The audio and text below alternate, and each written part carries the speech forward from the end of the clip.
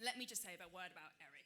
Eric, for decades, before you run off, you've been such a steadfast and loyal friend to Israel and to the British Jewish community. We are all so privileged and lucky that you serve as CFI's chair in the House of Lords. Thank you, Eric, for your decades of service.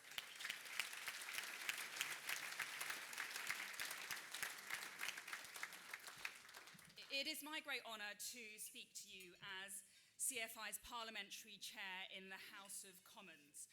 This is a parliamentary organisation that stands in steadfast solidarity with Israel and the British Jewish community. It's with CFI and Lord Pollack that I first visited Israel about 10 years ago. I returned to Israel last year to meet with survivors, heroes, and the bereaved of October the 7th. Now, in all my time as a Member of Parliament, I had a meeting in Tel Aviv last year that will always stand out for me. I met a mother whose daughter, a young soldier, had been on patrol at Kibbutz Be'eri on October the 7th. She was kidnapped by Hamas. Weeks of not knowing what happened to her came to an end when the family received the dreaded news that their beautiful, brave, firstborn child had been murdered by Hamas at the Al-Shifa hospital in Gaza. She was a young woman stolen from her family and from her people by a death cult that does not seek peace, but annihilation. Now, I asked this mother in disbelief how she was coping with her two younger children still serving on the front line as soldiers. And this mother stood before me, not in bitterness, but in fierce pride. And this is what I'll never forget. Through her tears, she said to me, "I would make the same sacrifice again for our homeland." You see, that is courage. That is love of country. And that is the spirit of Israel.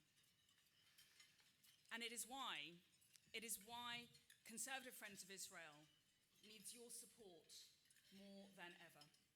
Because while many of us see the truth clearly and will speak for Israel with unwavering conviction, there are many others who do not. Let me be clear. The enemies of Israel are not just at the gates. I'm afraid many of them are in our parliament. They twist the truth into propaganda.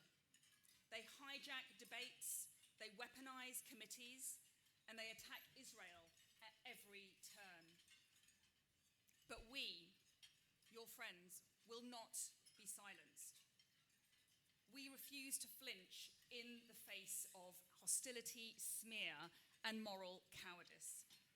Yes, our numbers in Parliament may be smaller than before, but our members of Parliament, many of whom are here today, with your support, will continue to be a strong voice for Israel.